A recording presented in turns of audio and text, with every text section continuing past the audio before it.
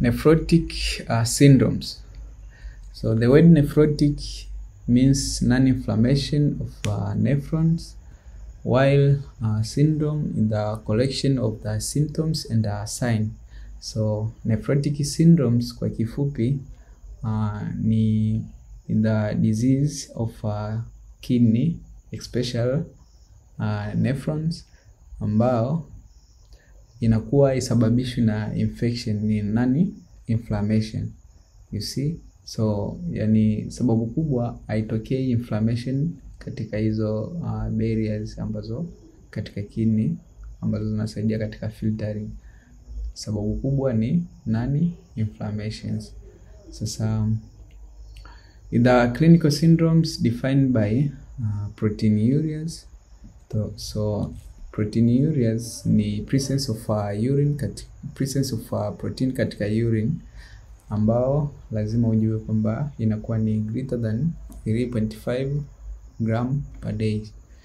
Then another syndrome ni hypoalbuminemia, ambao kunakuwa na low serum albumin. Hypo means low, albumin hiyo albumin, anemia katika blood. Sasa kunakuwa na low serum albumin ambao ni less than 3 gram per deciliter. Then another ni hypercholesterolemia, ambao kunakuwa na hyper means high, kwa hiyo kuna high level of cholesterol and triglyceride. And last anakuwa na edema, ambayo inakuwa ni edema katika limbs. Vile anakuwa na edema katika abdomen, ambayo tuna term kama ascites. Then anakuwa na edema katika lungs, ambayo ndo pulmonary edema. And last anakuwa na periorbital edema. Hii ni edema katika macho. Sasa kwa kifupi ni kwamba in summary kwamba nephrotic syndromes ni disease katika usually katika kidney, lakini sababu kubwa inakuwa sio hizo infections ambao mwisho wa siku zinaweza zikalead inflammations. Yenyewe ni nani inflammation. Vile kunakuwa na excessive loss of proteins. Sasa excessive loss of protein ndio mwisho wa siku itakuja ipelekea hypoalbuminemia, hypercholesterolemia mpaka na edema. Tutaona mbele katika next slide. Lakini kitu ambacho kitakufanya uweze kudistinguish kati ya nephrotic syndrome na nephritic syndromes ni kwamba nephrotic syndrome kunakuwa na excessive loss of protein, lakini katika nephritic ambao tulishaona kwamba kunakuwa na damage katika glomerular ile basement membranes, kwa hiyo kunakuwa na high loss kubwa ya red blood cells. Kwa hiyo clinical features kubwa atakao present nayo ile ni hematuria, lakini katika nephrotic ni proteinuria. Glomerular filtration barriers. Sasa tutaona nephrons au isomeded layer ambazo mbalimbali ambazo zipo katika nephron. Sasa one of course blood ina travel through the afferent, inakuja katika hii sehemu hapa distal convolution tube, ambapo ndo sehemu ambayo kunatokea na absorption, then ina leave out throughout the efferent. Sasa hapa katika hizi kuna layer mbalimbali.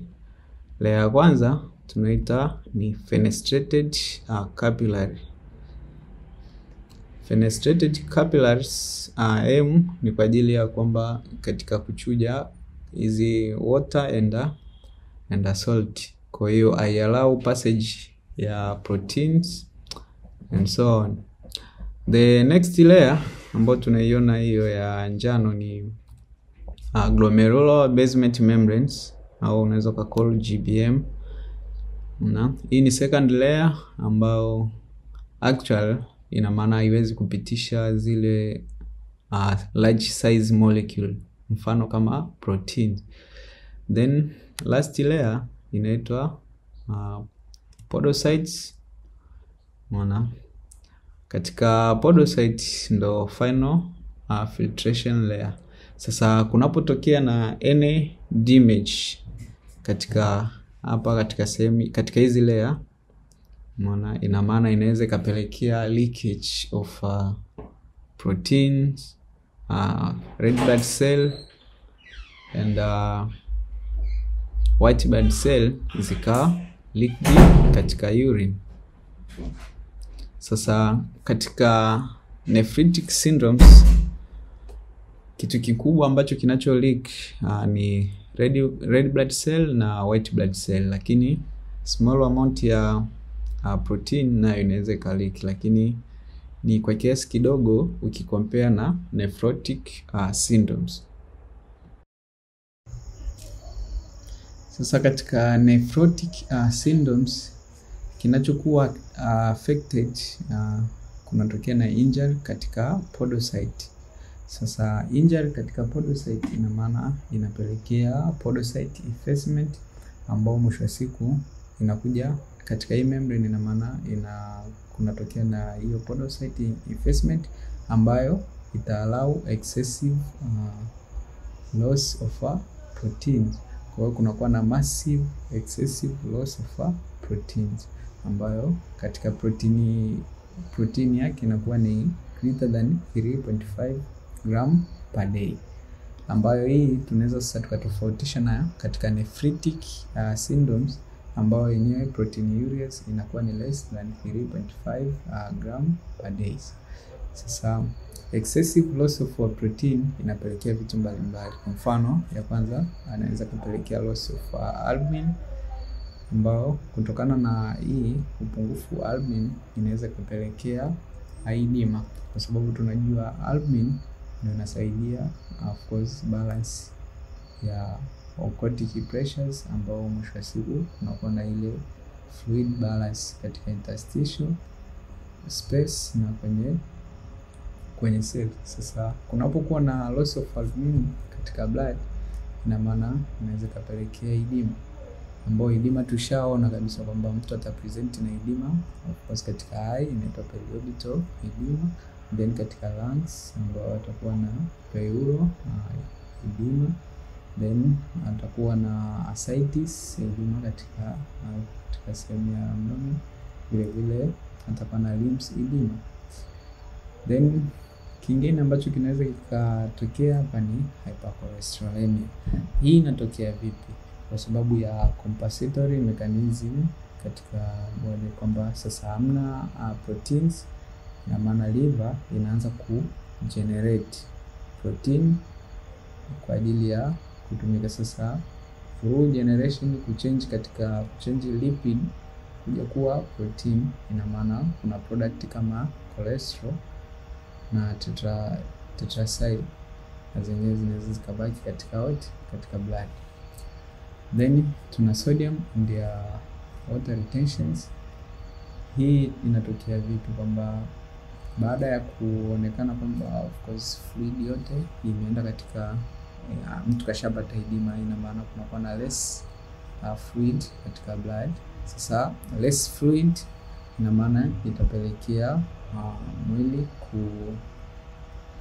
kuactivate ile RAS. Sasa activation ya RAS ina maana kunakuja kutokea na sodium and water retention, na vile vile itapelekea nini? Hypertension. Vile vile inaweza kaleta hii muscle wasting, kwa sababu hiyo kwamba actually kwamba lipid zinapozidi kuvunjwa ma adipose tissue na nini, kwa hiyo chronic yake inaweza kapelekea mtu akapata muscle wasting.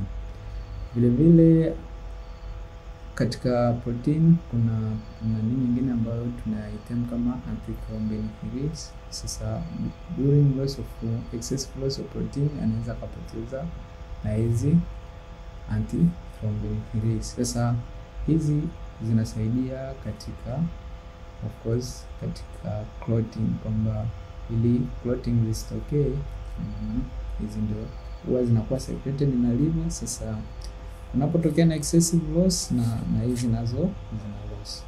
Kwa hiyo mtu anakuwa na high risk sana kubwa ya kuform thrombosis. Kwa hiyo mwisho siku itapelekea deep vein thrombosis, DVT, zikapelekea renal vein thrombosis, and lastly zikapelekea pulmonary embolism. Kitu cha mwisho anaweza kupoteza immunoglobulins, hizi antibodies. Sasa na tunajua kabisa immunoglobulins kazi yao kubwa ni kufight against hizo disease au infections.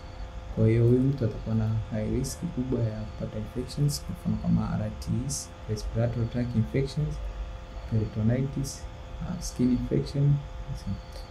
Vile vile anaweza kupata katika respiratory infection, anaweza kupata pneumonia kwa sababu ya low immune, na maana anakuwa suspicious kupata kuwa exposed katika Streptococcus pneumonia na H influenza, sana sana ni kwa watoto.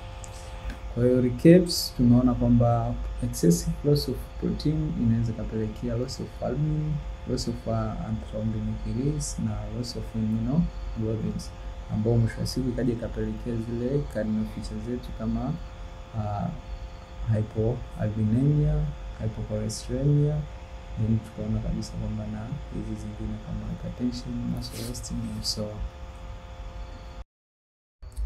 Causes of nephrotic syndromes. Sasa causes of nephrotic syndromes zimegawanyika katika sehemu kuu mbili. Tuna primary na tuna secondary.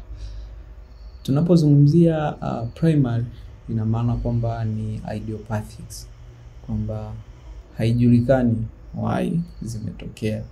Why, of course, zile podocytes zinaenda kupata injuries, and then mwisho siku kunatokea na hizo leakage ya protein kama tulivyoona. Sasa one of the causes tuna minimal change nephropathy, au kwa jina lingine inaitwa minimal change disease. Sasa hichi kinapotokea ni kwamba kuna kuwepo na of course T cell mediated. Actually hizi zinakuwa na relation kwamba na zile secondary. Kwa mfano katika secondary kulikuwa na infections. Sasa ile infection imekuja imepelekea T cell kutokea kwa ajili ya kufight, of course T cell mediated. Sasa zinapokuwa releasing, na zenyewe zinaenda zikadistract zile podocytes. Sasa zikidistract, ina maana kunatokea na podocyte effacement. At the end, ina maana kunakuwa na excessive loss of protein. Ya pili tuna focal segmental glomerulosclerosis. Unapozungumzia focal, it means only some glomeruli, while segment ina maana kwamba ni part of glomerula. Lakini hiyo sclerosis, meaning glomerulosclerosis, inamaanisha ni scarring.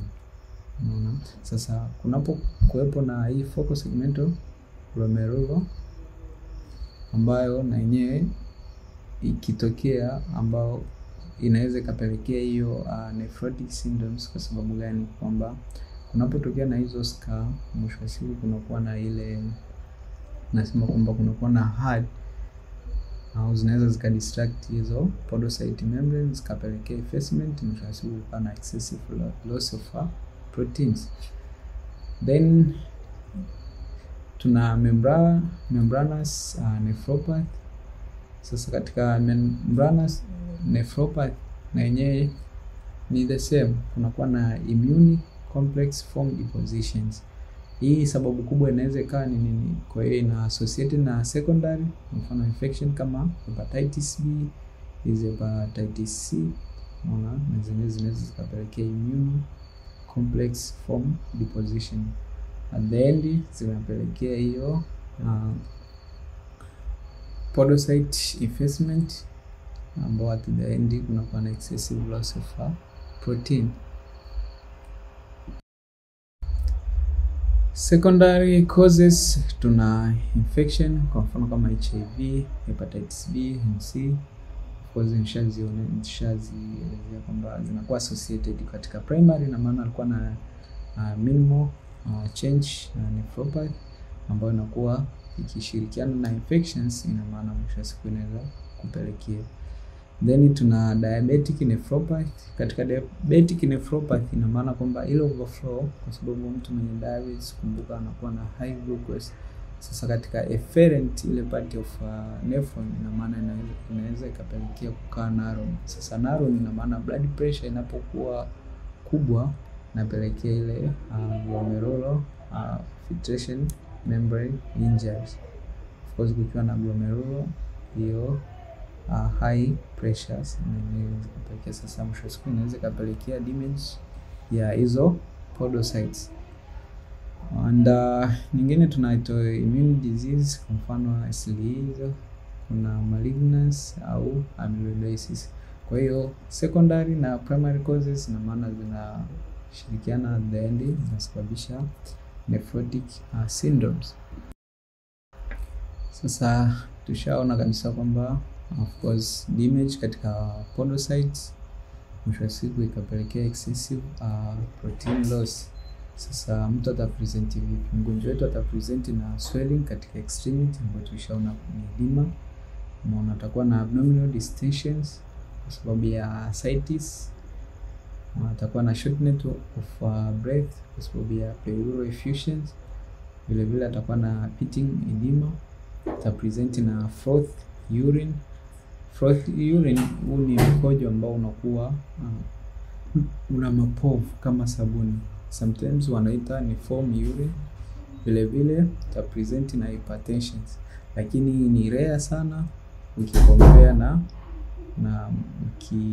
na nephritic syndrome. Kwa hiyo katika nephritic syndrome maana ndo anakuwa na hypertension, lakini katika nephrotics ina maana ni rare sana kuwa na, japo naye anaweza kupresent na hypertension. Investigations of nephrotic syndromes. Kwanza kabisa tuna urinalysis. Sasa katika urinalysis ina maana ukifanya urine dipstick, ina maana kuna kuwepo na elevation ya proteins kama tulivyoona kwamba na present na proteinuria. Kwa hiyo atakuwa na +3 au +4. Vile vile ukifanya microscopy, na maana unaweza ukaona lipidiurias ambayo itapresent na fatty oval bodies. Kwa hiyo not urinalysis ina maana kwa mtu mwenye nephrotic syndrome ina maana ana present with protein +3 mpaka +4 katika kutumia urine dipstick. Lakini kwa mtu ambaye ni ana nephritic syndrome ina maana itakuwa +1 au +2. Vile vile confirmatory diagnosis yetu ni 24 hours urine protein. Hichi ni kipimo ambacho kinachofanyika katika masaa 24. Of course hichi kinatupa majibu kabisa kwamba of course ni gramu ngapi kwa hiyo siku. Kwa hiyo obviously kitatoa greater than 3.5 gram per days kwa mtu ambaye ana nephrotic syndrome. Lakini kwa mtu ambaye mwenye nephritic syndrome ina maana itakuwa ni less sana 3.5. Vile vile other investigation unaweza kufanya serum albumin and lipid panel. Much thanks. Please subscribe, like and comment to our channel, Coas Library, for more updates.